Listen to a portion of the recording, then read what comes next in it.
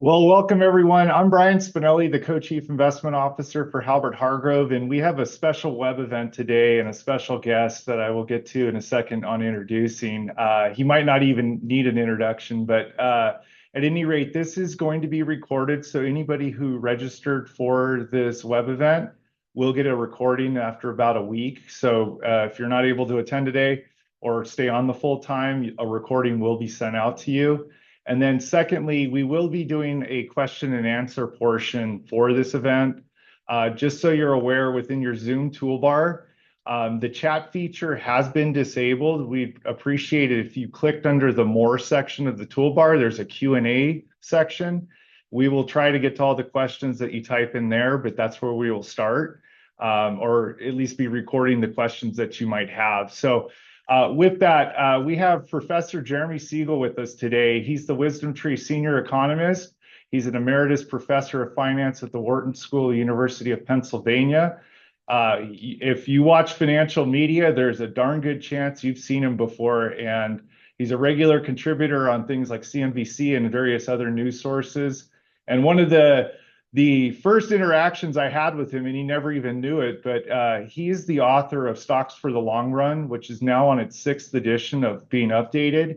It's probably one of the most core fundamental investment books that a lot of people who go through financial education end up seeing. But we're very thrilled to have him today. He's going to go through some market insights, where we're at with the economy, and we're looking forward to his comments today. So thank you, Jeremy. I'll let you take it away.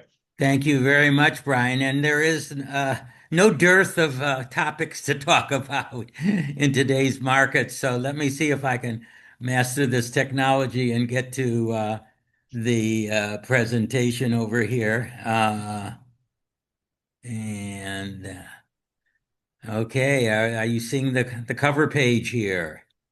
We are. All right, that's good news. Okay, yes, as Brian mentioned, Stocks for Long Run in sixth edition came out 3 years ago. First edition, 1994, 32 years. And the main conclusions, I think, are really just as valid today as they were then, and I think that's what's really sustained such good response and sales, which I'm so honored to have on that book. Other book is Future for Investors, and actually the later editions of Stocks for a Long Run included a lot of the material that I talked about in the Future for Investors. So.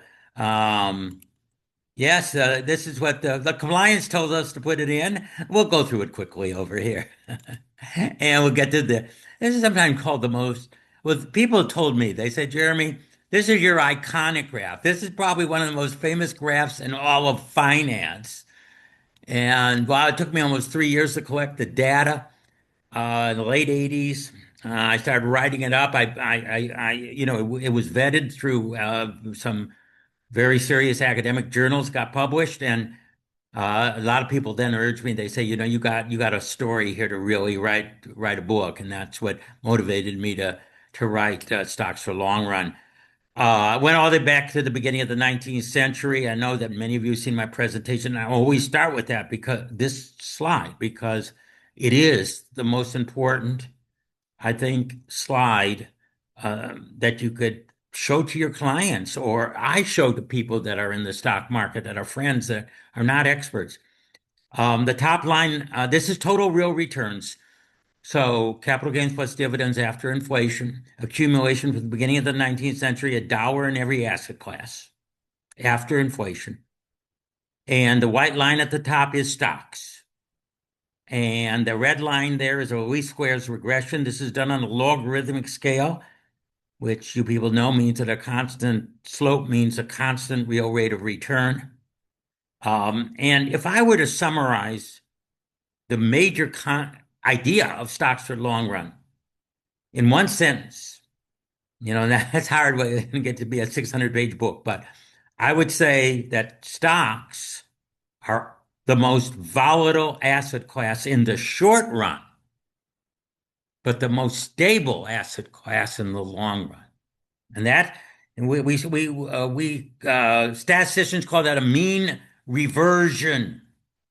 And that mean is this least squares regression line. Wow. When I did this in 19, actually, as I said, came out in 1904, the first edition is using data through December of 1992. I calculate 6.7%. So actually, we've slightly, in the last 32 years, exceeded the long run average. I should also mention that 6.9% is a number that doubles every 10 years on a compound basis. And these are compound returns, geometric compound returns. And that leads to the rather astounding statement based on total fact. And that is that on average, your wealth in stocks has doubled every decade over the last 2 centuries. Wow, think about that. On average, though. Some decades are much better, some decades are worse, but on average, your wealth has doubled every decade after inflation. And that's the key concept over here. I want to mention just a couple of things here. We're going to talk about gold because, I mean, that has had an incredible run recently. And I want to talk a little bit about that. But I also want to point out something really important. This is the value of the dollar. It was a dollar back in 1802. It was almost worth a dollar all the way up into 1940. And then, of course, inflation is either 2, 3, 4, 5, whatever, and it's down to 3.7 cents. And so we've had a total of, almost 3,000% cumulative inflation, 30 times cumulative inflation over the last 80 years. And that has had no negative impact on real stock returns. And of course, what that says is that stocks are really good long-term hedges against inflation. And they should be. Their claims on real assets, their claims on property, plant, equipment, copyrights, trademarks, intellectual property, all these are real assets which will go up over time with inflation. So any client that is worried about inflation, should I stay in stocks? This shows the end. It's incontrovertible that you can't even tell that there's been 3,000% inflation in this segment compared to the returns in the other when there was essentially no inflation whatsoever. Next thing is gold. Not too good. Better than the dollar, but not so good. 0.9%. But you could see that we were on the gold standard. That's why it wasn't so good until we went off the gold standard, first under Roosevelt, but we really went off under Nixon. So a lot of people said, yeah, Jeremy, don't give us the 200-year, give us since it's been free for people to buy it on their own. And so, yes, I did that. And I produced this same graph of stocks, bonds, treasury bills, and the dollar. And what I've done is measure it from when we released it. Nixon went off the gold standard in 1971. So we have here, 55 years. How are the asset classes done?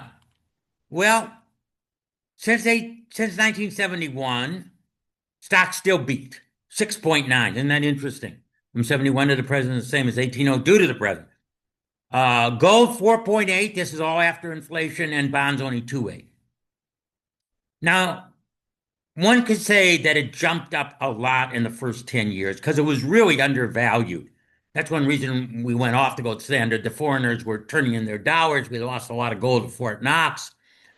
People, a lot of times say, well, what happened at 81? Remember at 81, for the old timers in the audience, and I remember, I'm an old timer, hit $850 from 35. And from there, it hadn't done so well. 2.6% per year after inflation, behind not only stocks, but bonds. But then, as my gold bug friend said, Jeremy, what about the turn of the century, 2000? Ah, that's right over here. And what do we have? Gold is the winner. Stocks were in the bubble, the internet bubble. gold was very depressed, and over the next 25 years, it outperformed. So you got to be very careful. The beginning point really kind of went from first to it went from middle to last to first, depending on which end point you pick. I say beginning point, I should say. We're all taking the last end point. My feeling is, I mean, I don't begrudge people who want to have a little gold in their portfolio as a hedge, but I think it's going to be a drag on returns. Also, take a look. Surges drag. Surges drag. We're in a surge now, maybe has a little more to go, but it has that sort of, instead of the steady growth of stocks, it has these long periods of doing nothing and then doing pretty well. And we've already had a pretty big surge. So I would say we're probably near the end of it, if not at the end of it, that we hit earlier than the beginning. And that doesn't speak well for real gold. However, I'm just saying that we have wisdom tree. There is a strategy we do have. We want to layer gold on. It's a very good one. And I said don't begrudge anyone that wants to pursue that line. Okay. Well, what about what about the war in Iran? Changes like every hour. Let's hope there is a deal. Um, I mean, I think we all do, whether we liked it or not. But let me tell you what's so important about the bottom line. Thank God we became energy independent over the last decade or so. We really, the rise of U.S. gas and oil production has really blunted the impact on U.S. spending that we had. And energy self-sufficiency means U.S. gains through revenues. We had a lot of increased revenues to the energy sector, the exporting sector, all the employees and workers around it. And it adds to the strength of the dollar, actually, which lowers the price of our inputs because we are exporters of oil. It means that we get preference on input prices. That would be much lower if we were not exporters of oil. Now, let me show you something that I think quite a few people know, but maybe not focus in as much as they should. These two charts. The first chart is oil production of the major country producers over the last 65 years. United States, Saudi Arabia. United States is blue. Saudi Arabia, Russia, Iran, and China. The biggest thing that we see is this incredible surge in the U.S. This is the blue production. I mean, we were well behind Russia and Saudi Arabia, well behind them by almost half. And now we're beating each of them by a large margin. Just the last 10, 15 years. Take a look at this. And this came from The Economist magazine. That's why they called it Saudi America. I mean, wow. We became an exporter of energy. Quadrillions of BTU units. But take a look. A mere 15 years, not even 15 years ago, 10, 15 years ago, we were huge importers. Now, what can we ascribe this enormous growth in oil and the movement from huge energy deficits to becoming a major exporter of oil products? And there's one word that gives us that answer, and that's fracking. Don't let me be blunt over here. And there's a lot of strong feelings about fracking. I know that there's environmental concerns. But if we didn't have the output of oil and gas from fracking, we would be screwed to the wall right now with a capital S. We would be in a deep recession. You wouldn't have the Dow Jones hitting all-time highs. Well, Dow Jones is a little bit behind, but S&P hitting all-time highs. You'd be in bear market territory and getting worse.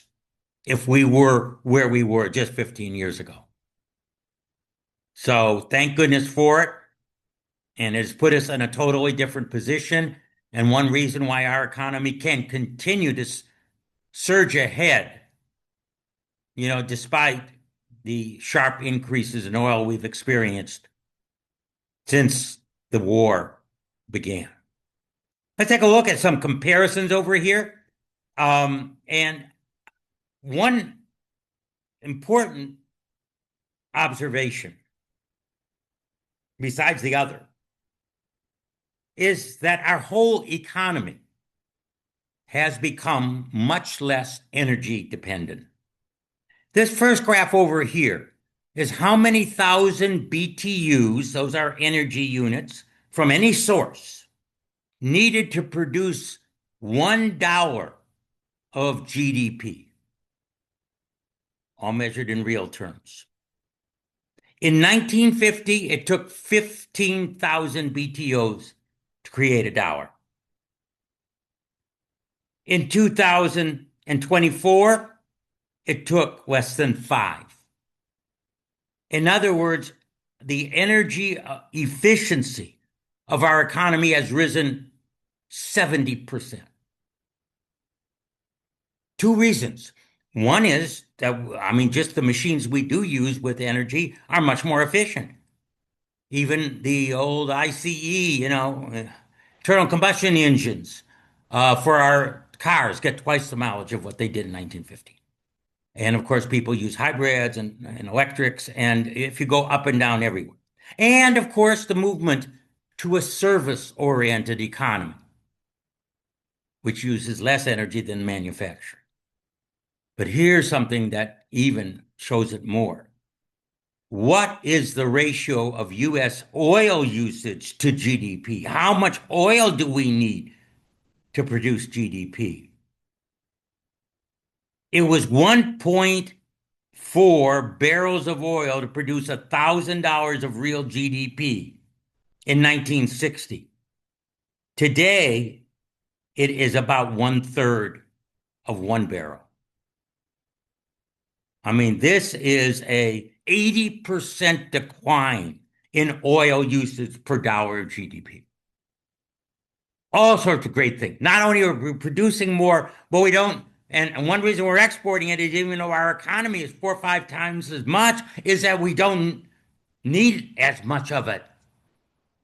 We are in an extraordinarily enviable position, to say the least. And yeah, I know it's hitting some people that are driving hard, and there are certain areas, diesel I know is going up, some transportation. I'm aware, but just the impact is lower. And by the way, let's just even compare the prices. Here's the real price of oil from 1960 to 2026. And by the way, this is when it used to be controlled by the Texas Railway Commission back in Texas. Then it was OPEC. This goes all the way back to 60. And then OPEC came on the scene. Then we freed it up and down, up and down, up and down. Here's the zone where we are today. Here's the average price of oil in real terms. We're just a little bit above it. If I take gasoline, here's the real price of gasoline. It was much higher in 2000. In 22, it was much higher in 2011. It was much higher in 2007. Again, it was low before, but yeah. But this is the next graph I think is really important. I just did this, by the way, this morning for this presentation. The real price of natural gas, it's not up at all as a result of the war.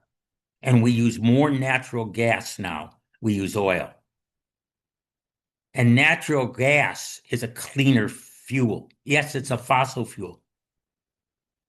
But the amount of global warming that takes place per energy unit of gas is less than that for oil. So this is fair. Look at the prices down. I actually did a regression, a downward tilt. Real prices over the last 30 years on natural gas has gone down. And all of this is fracking. It was going up, and then the fracking revolution, and bang, we have enough gas. who eats with oil anymore? I mean, at least in our area, Pennsylvania, where I come from, we have a lot of shale oil and sh gas and all that, and our energy costs for the gas portion just keep on going down, not up. So we are very, very lucky. Europe, they don't even allow fracking, from my understanding, most countries. And even some regions in the United States are very reluctant and don't. But that has saved the U.S. economy. Very end. All right, what about consumer sentiment? Whoa, not good. Here's where we are, all-time low, University of Michigan. And we're going all the way back to 1978. So we're talking about almost 50 years. And I plotted it for you, and then I labeled recessions. We had a recession here, here, here, here, here, here. This was COVID. This was the great financial crisis. Here we are today, no recession and no sign of a recession. Wow. We have never seen such a disconnect between sentiment and consumer spending. We don't know exactly why. I mean, part of it, very small part of it though, is the fact that lower end are getting hit more, lower income people than higher end. And the higher end are spending more because asset prices are high. Home equity, although home prices have leveled off, they have a lot of built-in equity. So there's borrowing power. But outside of that, people are kind of like in a grumpy mood and complaining, but they're still spending. Now we're beginning to hear Whirlpool today and several others are beginning to say they see signs of lower income groups beginning to balk at spending. We have to see more of it because you don't see it in the real data. I mean, I'm not an analyst and I don't specialize in Whirlpool. It's real easy to make a Whirlpool's been having some of its corporate problems for a while. I mean, it's very easy to make an excuse. Listen, our sales aren't good because people are, worried about the effects of the Iranian war. I'm not saying that there are none, but you often it's an easy way out when that's not the real source of why you're not doing that well in the economy. But listen, bottom line, this is something to watch. If and I hope it doesn't happen, but if this kind of truce breaks down and we get bombing again, and there's more damage and oil and gasoline goes above 5, that could be a tipping point. Could be a tipping point towards a more difficult consumer. Sometimes it just takes something to push you overhead. National average of gasoline, and I know in California it's already like over 6, et cetera, and so on. But when the national average goes over 5, that will be headlines, and let's hope it never does.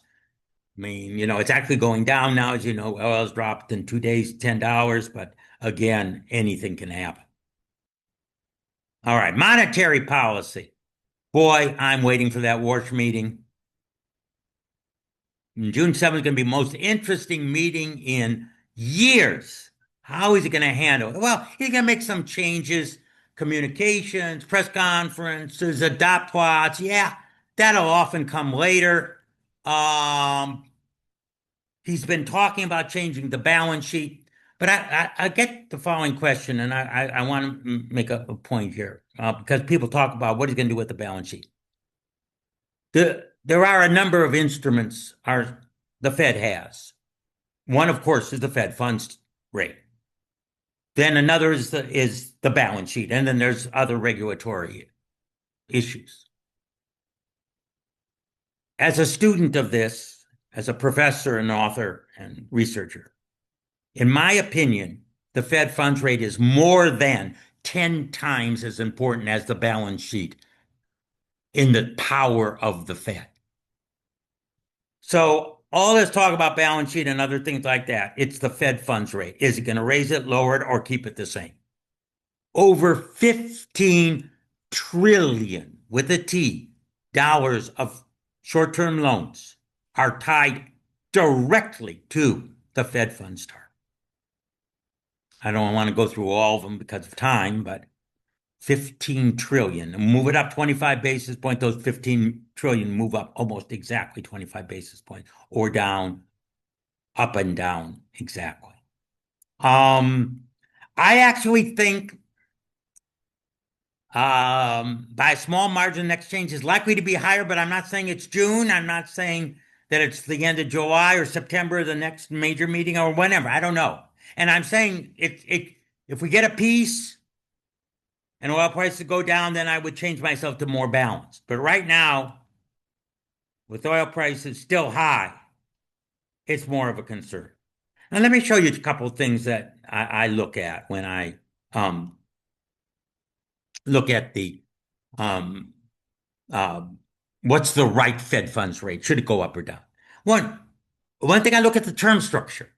Normally, and here's the analysis, the spread between the 10-year bond and the Fed funds rate has averaged 107 basis points over the last 55 years. Let's just say 100, about 1 point higher. Right now, we got what, about 435 on the 10-year.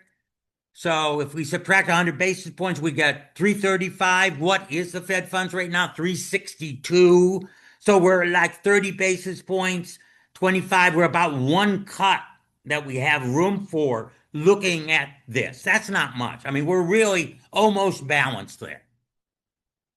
This is what concerns me a little bit, money supply. And those who have been following me know that I watch the money supply, and it served me very well because I was the first to call the pandemic inflation that I saw back right over here in 2020, 21, 22, and that tremendous increase in the money supply.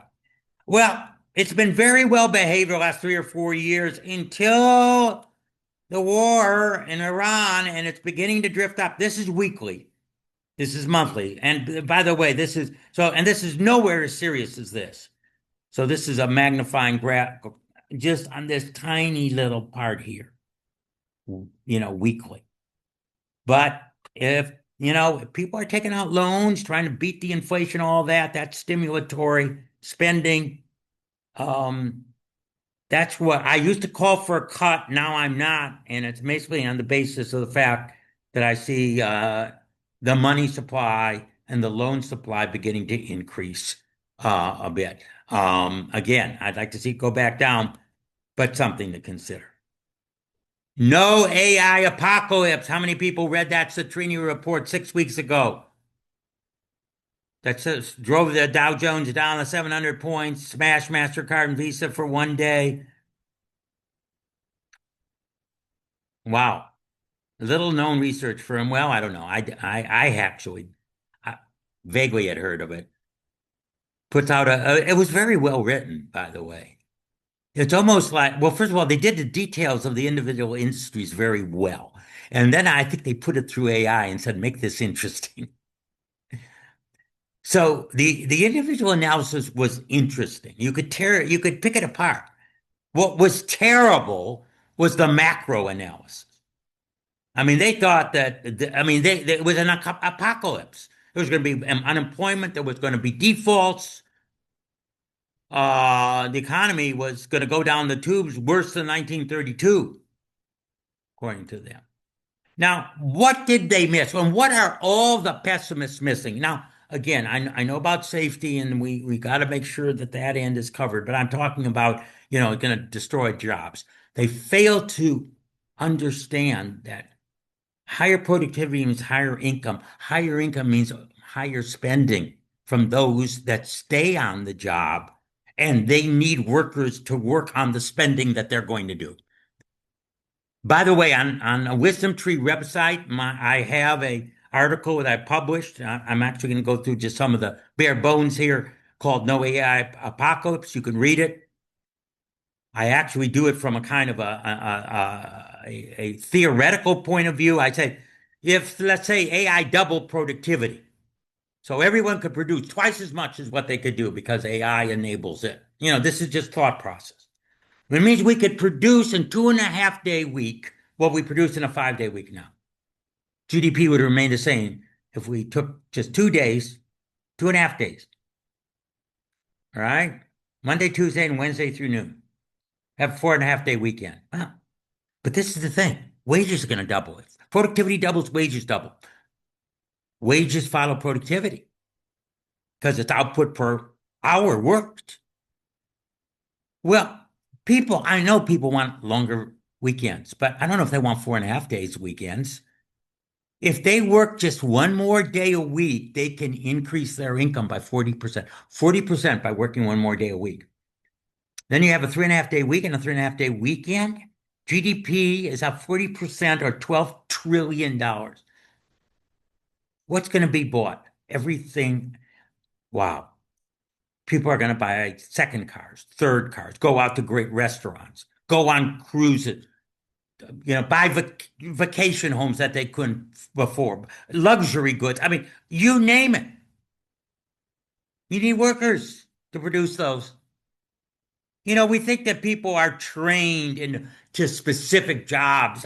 There is a specific training, but white collar workers, 90% of them have what we call fungible skills. They could really go anywhere. They have a minimum education, they have a discipline, and if they're alert to it, they may not be working for an accounting firm, but they may be figuring out how this high-end restaurant could build three more, branches and triple its sales. And how do you do that? I mean, you could just shift into the areas because there's going to be so much more demand. All right. This graph's interesting, and you may have heard it. A very good labor economist. Actually, it was not really. I don't think it was academic. It was mostly a futurist labor. 10 years ago, 2016, he went to a conference and said, "Stop training radiologists. The X-ray technicians, scan technicians. AI is going to do it all. Anyone that's trained now is not going to have a job. They're facing a cliff." This was in 2016. This graph shows what happens in the next 10 years.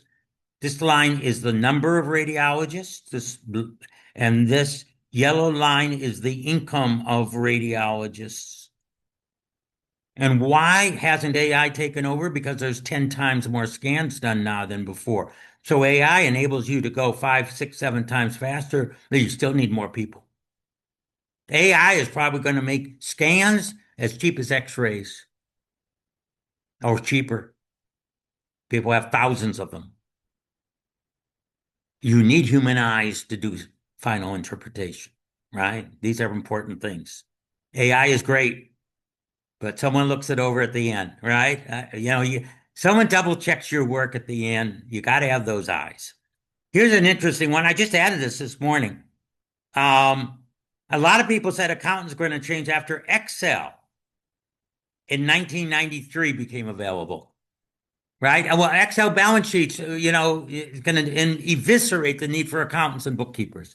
This is the employment of accountants and bookkeepers over the next 30 years.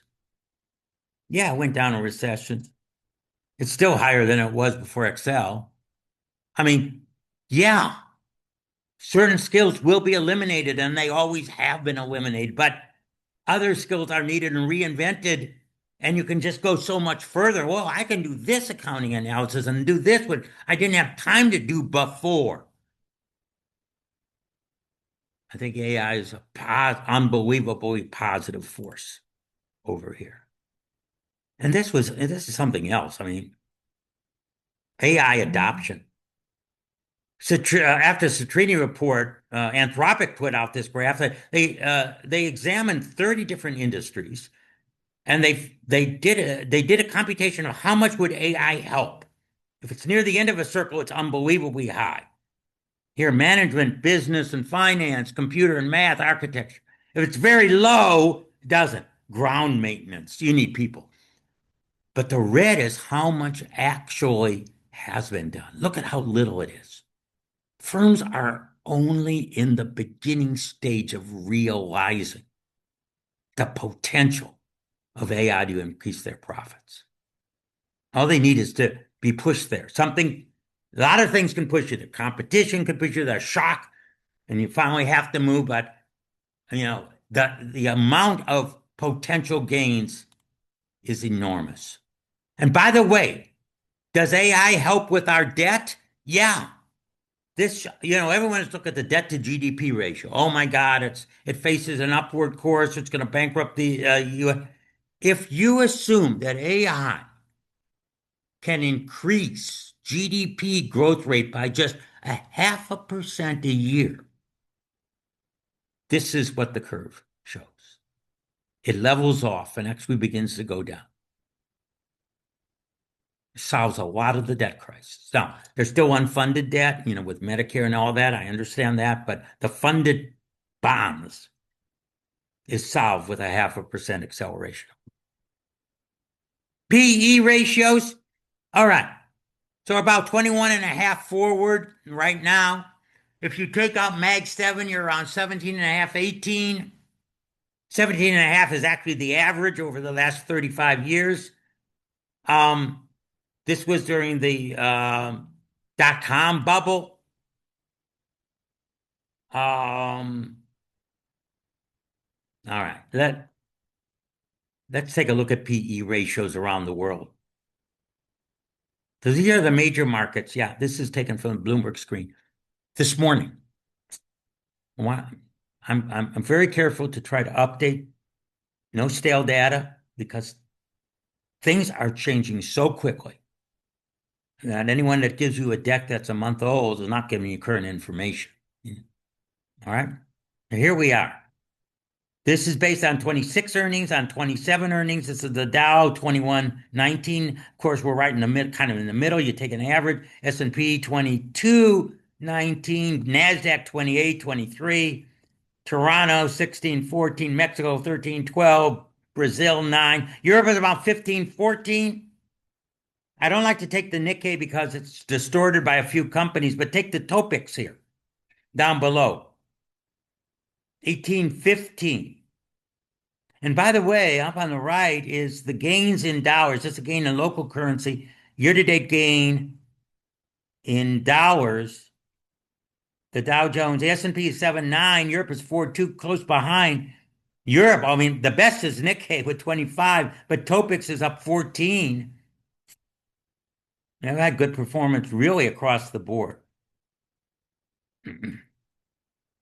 Now, rotation to value. And a lot, from October all the way to the beginning of the war, we had the outperformance of value stocks to growth, and that stopped. And really the war, first of all, the fear of recession, slowdown, economy sensitive firms.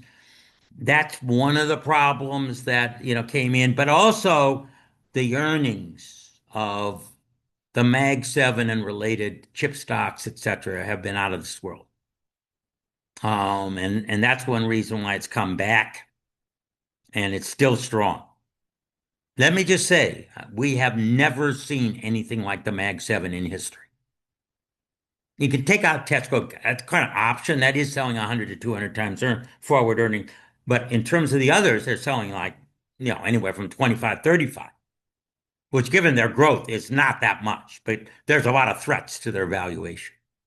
I mean, the big picture, of course, and this is going now all the way back to 1990, so we have 36 years. Here's growth versus value, and you can see this is a dot-com bubble. Growth really started, then way undervalued, started building up, and then the emergence of the Mag 7, kind of that bubble down when we pressed, and up again in surge, and then down. This is the correction, and now it's come back a bit. This feature just has never been seen before, this length of outperformance of growth versus value. And I wish I could, stand here and say on January or on July 31st or September 14th, it's going to turn around, but no one knows when it is. Because it's unprecedented. We don't really have, you can try to make analogies to past, but the truth of the matter is, you really can't. Um, with that, I want to go back to the first graph. Reminder, all these wiggles are the great bull and bear markets over time. They really fade in insignificance when you look at the upward thrust of value that has been created for investors over time in the equity market. Well, that ends my formal presentation. I'm really quite anxious and excited about getting any questions that you might have. So let me end the share over here and get back to the main screen. And I'm back. There you are, Brian. All right. So we actually did get one question, and for the audience, just as a reminder, under your Zoom toolbar, there's a More tab, and there's a Q&A feature in there where you can type in your questions. The chat feature is disabled, so use the Q&A box, please. So we have one question in so far, and it says, from Mr. Siegel's chart, 2000 to current, so calendar year 2000 to current, stocks at 6.4%, bonds only 1.6%. Is the 60/40 model still valid? No, I've never liked it. It's way too much bonds. Well, WisdomTree starts out 70/30 and goes down from there on the bonds. I mean, the standard arguments are true, and bonds are good short-term hedges against all shocks except inflationary shocks, where they're very bad short-term hedges. Mhm. But their returns, I mean, the tips are 1.9 on 10-year. And stocks, as I said, even if they don't match 6 to 7 or 5 to 6, they're still, eons above bonds. People live longer than they think. If they're a healthy 65 and retire, their life expectancy could be almost 30 years today with the advancements in medicine. Over 30-year time period, stocks beat bonds 98% of the time. Um, People go into fixed income way too soon. They become more risk averse. Listen, I know if you have particular, requirements, health issues, and it depends on your own wealth, as obviously there's no right prescription that's the same for everyone. You know that. But what I find in more cases than not, people underweight their equities compared to what they should be in forming their portfolio. Well said.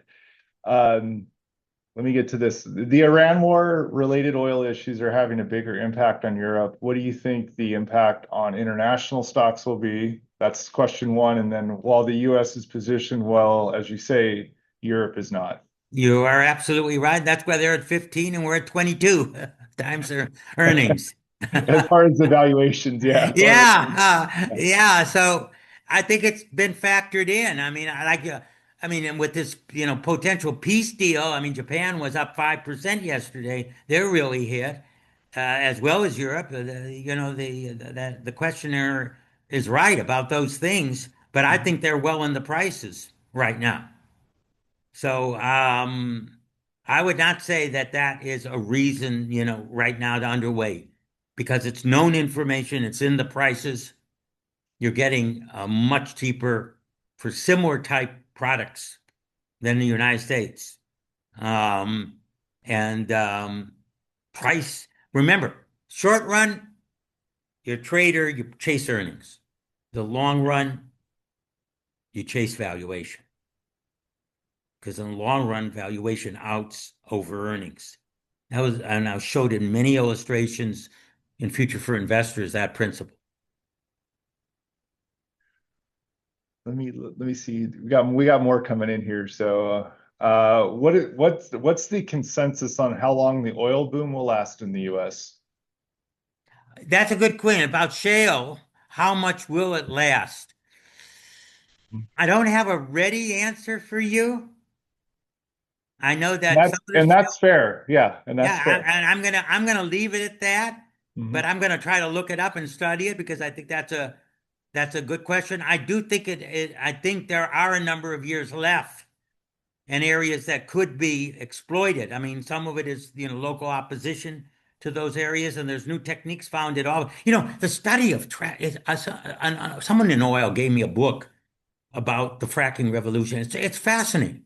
Like wildcatters started it. They went to ExxonMobil, they went to Chevron, say, "Hey, can you help us? We got an idea about how to get oil out."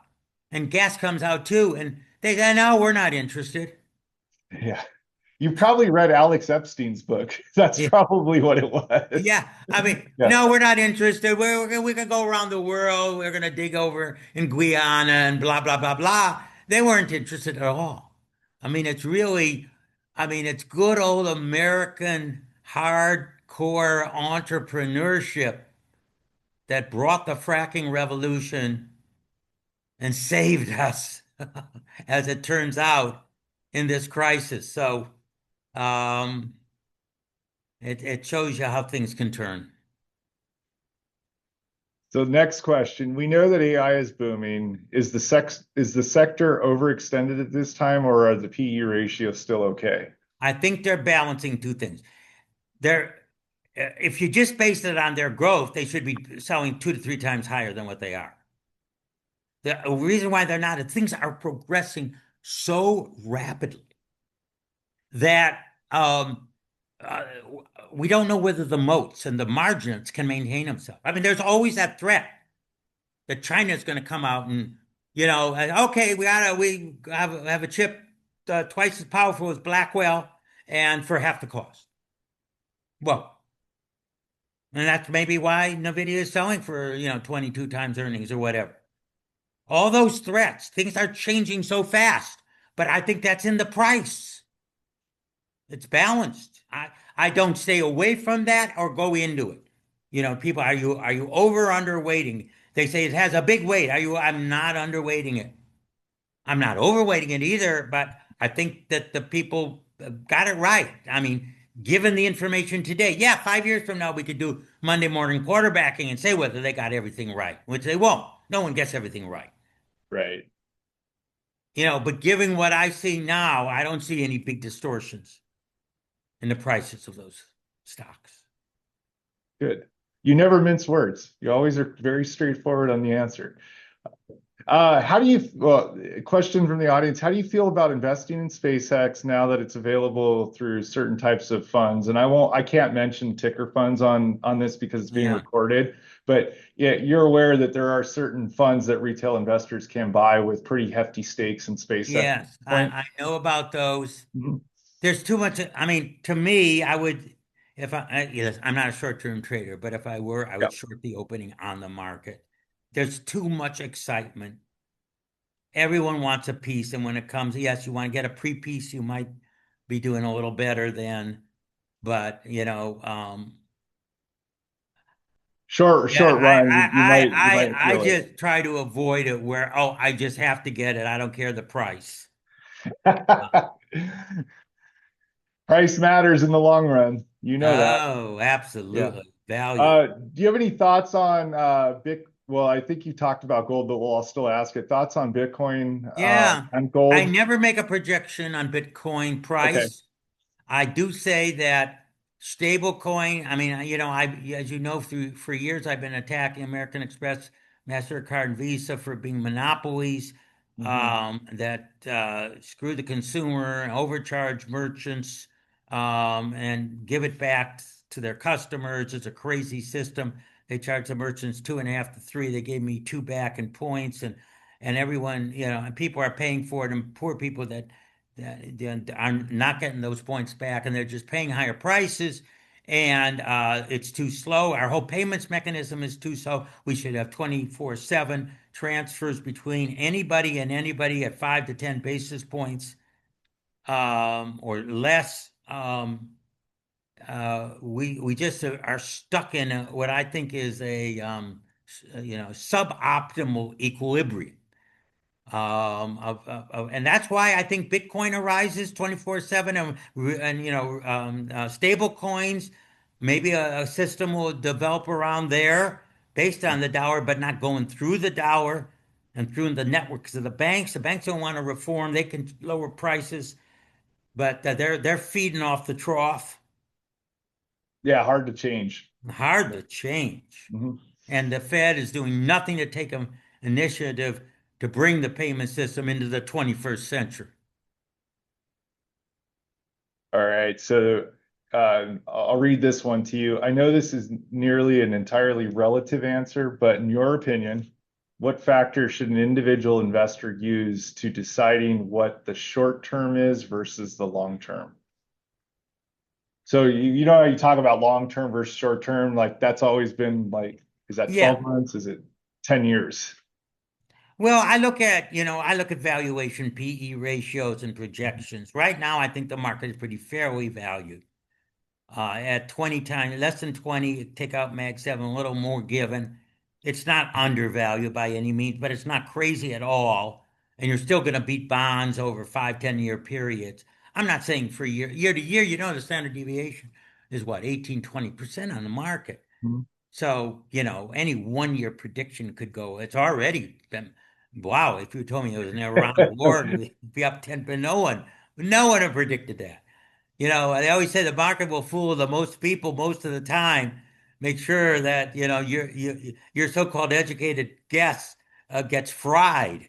Um, That was the case last year, and we almost have gone oh through yeah, the with tariffs. yeah, that same Well, case it this did year. fry for a while and went down almost 20%, remember? Mhm. And then came back because really Trump came off the worst deals also. So, it wasn't as cataclysmic as it looked like on so-called Liberation Day. Mhm. So this question, I'm gonna like interject a little bit on this next question, just because I've at least been able to see some of the peers that review your work, particularly that first slide that you went over, because like you've had long papers with a lot of investment professionals giving you feedback on it. Who are some of the other investors that you admire and why? And then I'll get to the second part of the question. So like outside investors, people that you admire in the field that you tend to listen to and watch. And I know you showed some stuff from Torsten Slok in there. I like Torsten. I think he's Mm-hmm. a really smart man, and it comes out with that daily spark. Mm-hmm. And it's just fun to watch. He's a very good man. Ed Yardini is a very thoughtful, good man. Mm-hmm. Um, Absolutely through the years. I mean, he made that one fatal mistake that 25 years ago with Y2K. He thought that that would tank the market, but he's a very thoughtful person and someone that you should, one should listen to that way. Um, as far as longer term investors, I mean, obviously Warren Buffett's not making decisions anymore. What's the Mm-hmm. future of value investing in this sort of world is a big question. I mean, but let's face it. I mean, it was sort of a strange thing when he knew he was going to, his stock went about 20% over net asset value, maybe in hope that they would invest the cash forward, and they never did and went all the way down. Mm-hmm. Lost, it's been one of the worst performers over the last 12 to 18 months.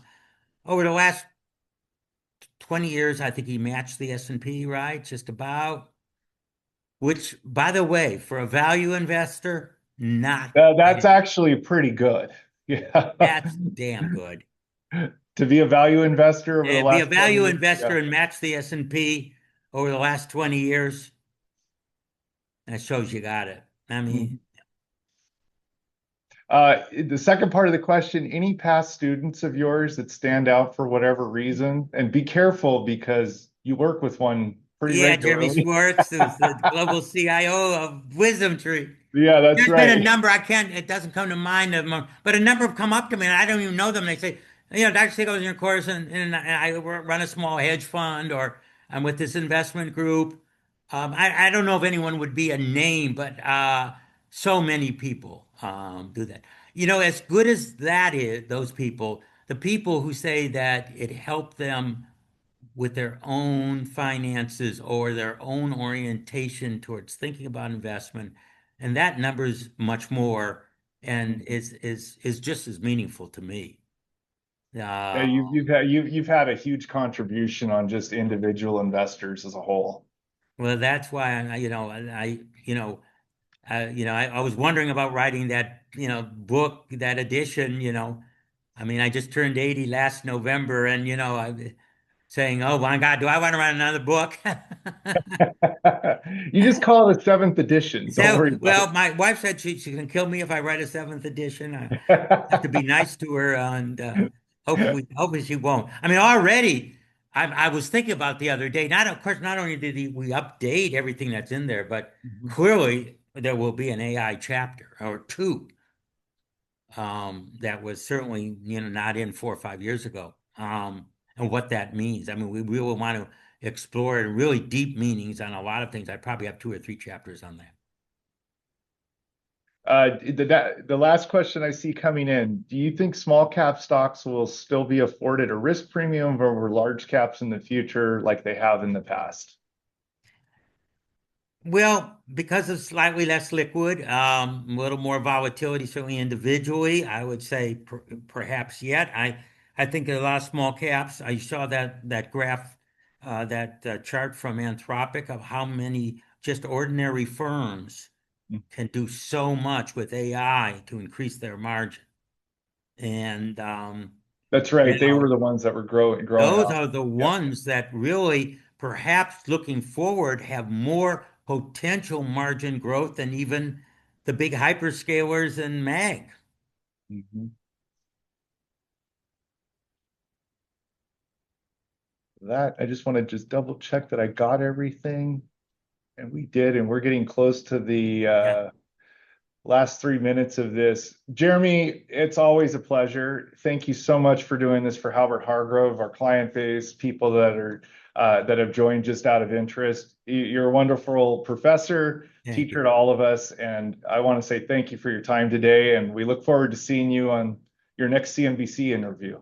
Yes, and maybe in person at another one of these sessions too. Absolutely. Thank you so much, Jeremy. Thank you. Have a good All afternoon. right. Have a good day.